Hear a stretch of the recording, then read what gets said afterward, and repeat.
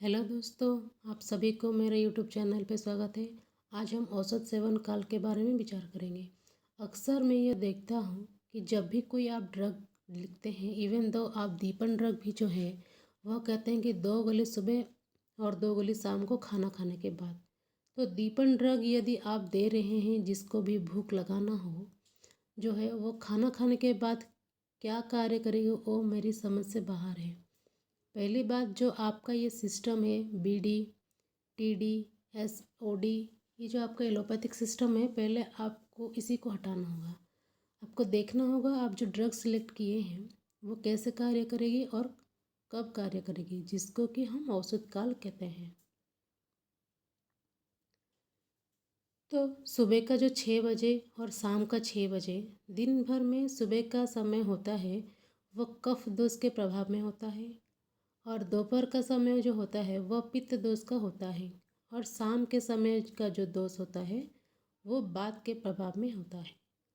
तो समय अनुसार सुबह 6 बजे से सुबह 10 बजे तक का जो दोष है वो कफ के प्रभाव में है, और सुबह का जो 6 बजे है वह कफ और वात के संधि काल है, जिसमें वात का काल समाप्त हो रहा है और कफ दोष का काल शुरू हो रहा है।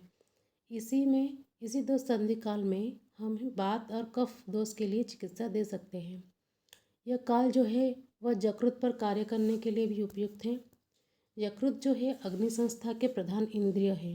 इस काल में मंद गति से कार्य करती है, और यकृत का कार्य को अच्छा करने का मतलब अग्नि संस्था को प्राकृत करना। इसीलिए यह काल वात और कफ दोष के साथ साथ यकृत और समान वायु के लिए भी प्रभावी है। इसके समेत मल मूत्र का विसर्जन के कारण दिए गए औषधि को पचाने के लिए कोई बाधा या अवरोध नहीं आता है। इसके लिए इस समय हम फल त्रिकादि गुगलू, फल त्रिकादि रिष्ट, ताम्र वस्तु की जो भी औषधियाँ हैं यह अल्प मात्रा पूर्ण क्षमता के साथ यह कार्य करती है। उसी प्रकार जो शाम 6 बजे को प्रयोग कर सकते हैं, लेकिन वह दोपहर का समय जो किया गया भोजन और 4-5 बजे किया गया भोजन का विचार करके दोष अवस्था के अनुसार वात कफात्मक संप्राप्ति के लिए हम औषधि दे सकते हैं। उसी प्रकार जो सुबह का टाइम होता है वह काल कफ और पित्त दोष के, जैसे सुबह का 10 बजे का जो टाइम होता है वह काल कफ और पित्त दोष के संधि के रूप में देखा जाता है। जिस प्रकार 6 बजे का टाइम था, that is the junction of बात एंड कफ, और जो 10 बजे का टाइम है वो बात एंड पित्त दोष का संधि काल है। तो उसी तरीके से जो 10 बजे का काल है कफ और पित्त दोष का संधि काल है, यानी कि कफ का काल जो है वह खत्म हो रहा है और पित्त का काल जो है वो शुरू हो रहा है। तो कफ पित्त व्याधियों के लिए यदि मुझे कोई ड्रग्स एडमिनिस्ट्रेशन करना पड़ेगा तो मैं 10 बजे करूँगी। यह कफ दोष के गुण कम होकर और पित्त दोष के गुण वृद्धि होने का समय है, और इस काल में कफ के संगठन का विलयन तेज महाभूत में हो रहा है। पृथ्वी और आप जो अवरोधजन्य व्याधि संप्राप्ति का प्रधान है उनका विलयन तेज महाभूत में करने से अग्निमांद जनित आम व्याधि के संप्राप्ति को भंग करने के लिए इस काल में तेज महाभूत वृद्धि करने की चिकित्सा हम कर सकते हैं। इसी काल में विकृत कफ का पाचन करने के लिए, यानी कि पृथ्वी और आप महाभूत का पचन करने के लिए प्लीहा पर कार्य करने वाले क्षार हम दे सकते हैं।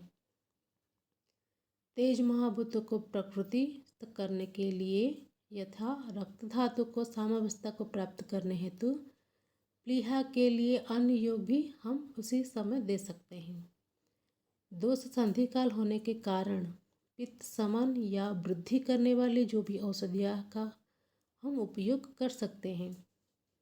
रक्त और पित्त का आश्रय संबंध होने के कारण रक्त प्रसाद, रक्तवर्धक, रक्त शामक इत्यादि रक्त धातु पर कार्य करने वाले जैसे कि कैशोर गुगुलू, पटलादि गुगुलू, गंधक रसायन आदि औषधि का व्याधि अनुसार हम प्रयोग कर सकते हैं। पित्त के क्षार धर्म वृद्धि परिणाम स्वरूप जो दिखने वाले रोग हैं जैसे कि उदर शूल है, उदरदाह परिणामशूल में हम जो शुद्ध स्वर्ण गैरिक का उपयोग हम इसी समय कर सकते हैं। प्लीहा, रक्त धातु, पित्त इनकी दृष्टि कम करने हेतु विचार पूर्वक इसी काल में औषधि हम दे सकते हैं, क्योंकि इन तीनों का आश्रय संबंध होता है। अब दोपहर का जो 2 बज गया, इस काल पित्त दोष के क्षय और वात दोष के वृद्धि का संधि काल है। तो तेज और वायु महाभूत परस्पर साथ साथ चलते हैं और यह पित्त दोष पर काम करने का काल होने के बावजूद इसमें थोड़ा सा फर्क है। इस काल में पृथ्वी आप प्रधान आहार का सामना तेज महाभूत वाले औषधियों को करना पड़ता है।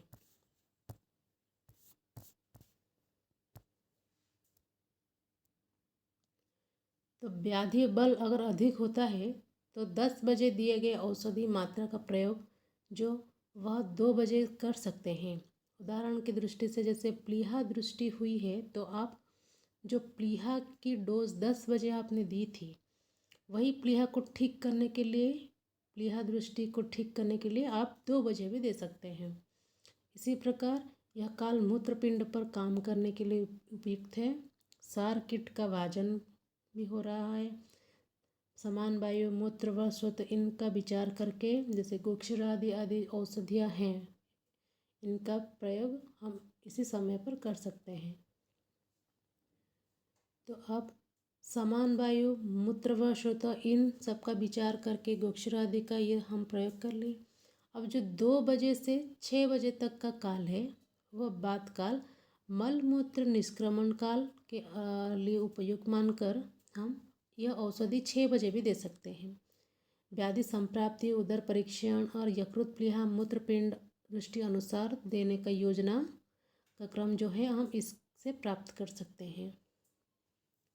इसके बाद आता है अपान काल, अर्थात दोनों वक्त के भोजन के पहले का काल, जो शुक्र आर्तव सकृत मूत्र गर्भ निष्क्रमणम क्रिया, अर्थात शुक्र का प्रवर्तन, आर्तव का प्रवर्तन, यकृत सकृत आदि मल का प्रवर्तन, मूत्र का प्रवर्तन और गर्भ निष्क्रमण, ये सब कार्यों पर संचलन अपान वायु के द्वारा होता है।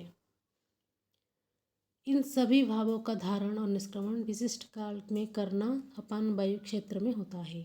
अपान वायु अगर दुष्ट हो गया तो उसके स्वाभाविक कार्यों में विकृति हो जाती है। इसी कारण शुक्र आर्तवादी भाव पदार्थों का धारण और निष्क्रमण विकृत हो जाता है। प्रदूषित अपान अपनी स्वाभाविक स्वगति छोड़कर प्रतिलोम हो जाता है और वह समान वायु को प्रभावित करता है। अपान वायु के उष्ण गुणों के संस्कारित समान वायु शरीर में विकृति का लक्षण उत्पन्न करता है।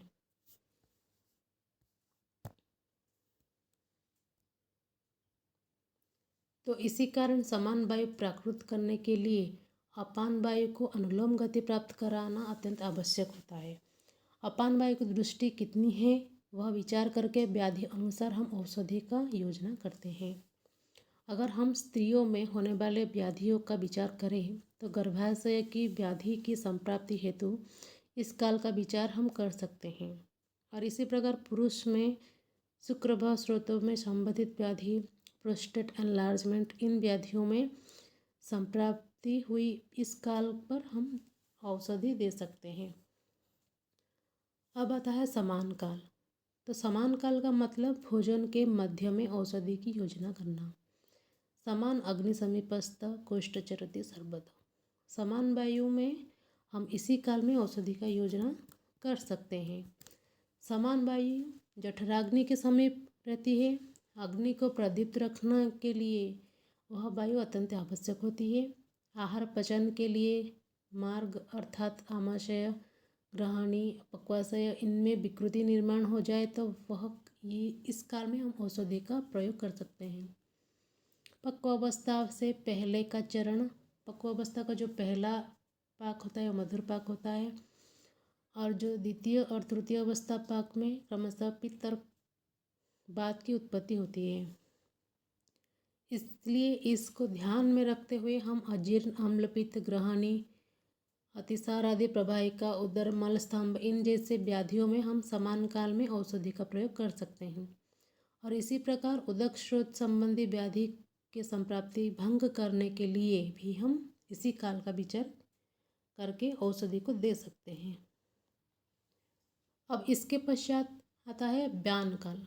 ब्यान काल का अर्थ दोपहर के खाने के बाद औषधि देना।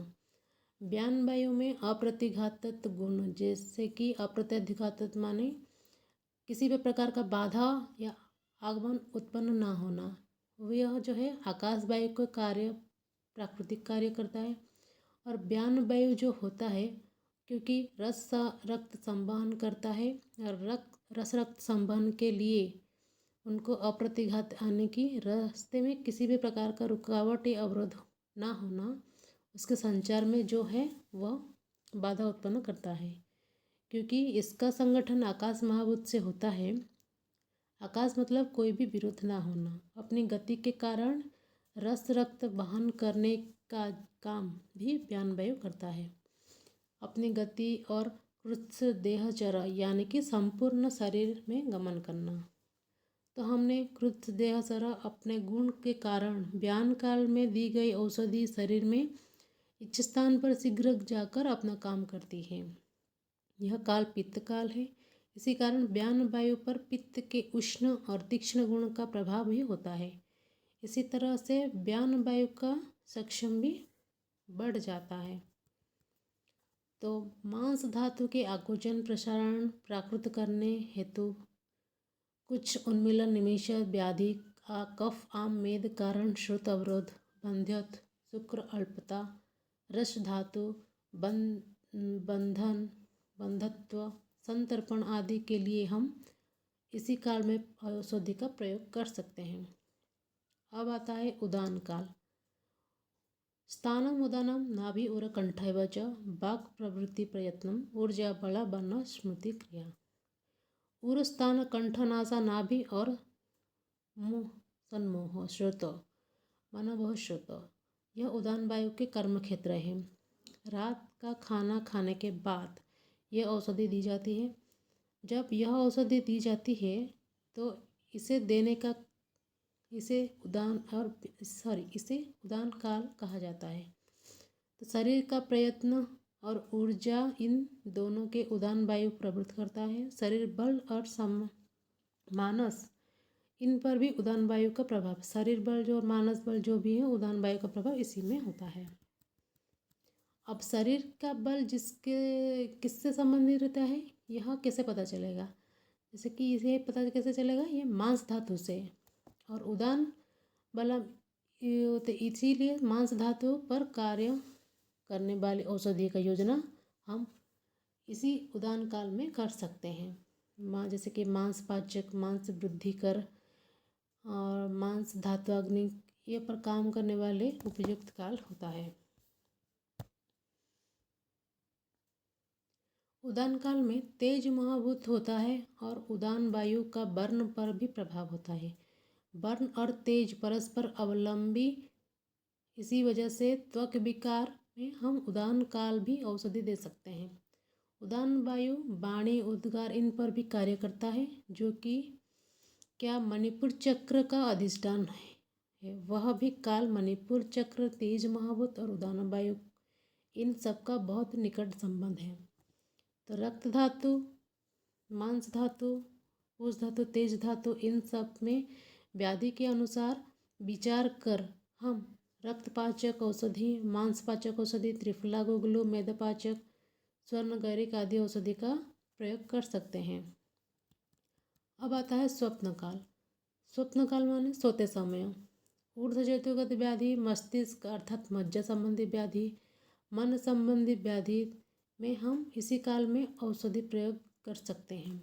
मनोविकार में पृथ्वी महाभूत के तम आदि गुण वृद्धि से मनो अवसादजन्य व्याधि निर्माण होने से इस पे मन पर कार्य करने वाले उष्ण तीक्ष्ण औषधि योजना उदान काल पर फलदायी होती है। और तेज महाभूत के गुण वृद्धि होने से मन वैचित्य आदि लक्षण दिखाई दे तो स्वप्न काल पर पृथ्वी आप औषधि देना उपयुक्त होता है। इसी प्रकार व्याधि स्थान संशय अगर ऊर्ध्व जैतुगत है तो हम इसी काल में औषधि दे सकते हैं। नेत्र रक्तता नेत्र व्याधि में भी हम इसी काल में औषध का प्रयोग कर सकते हैं। इसी प्रकार यदि इंद्रिय या डिप्रेशन, वृद्धि इंद्रिय या डिप्रेशन आदि कोई मानसिक रोग है तो हम सारस्वतारिष्ट, जटामांसी आदि औषधि का प्रयोग हम इसी काल में कर सकते हैं। तो आप जैसे देख सकते हैं, खाना खाने के बाद बिफोर मील, आफ्टर मील, ये सब हो गया है। प्राण वायु, उदान वायु, व्यान वायु का क्या क्या नॉर्मल फंक्शन है ये बताया गया है। Thank you. अगर आपको वीडियो अच्छा लगा तो लाइक, कमेंट, शेयर कीजिएगा और मेरे चैनल को सब्सक्राइब कर दीजिएगा। Thank you.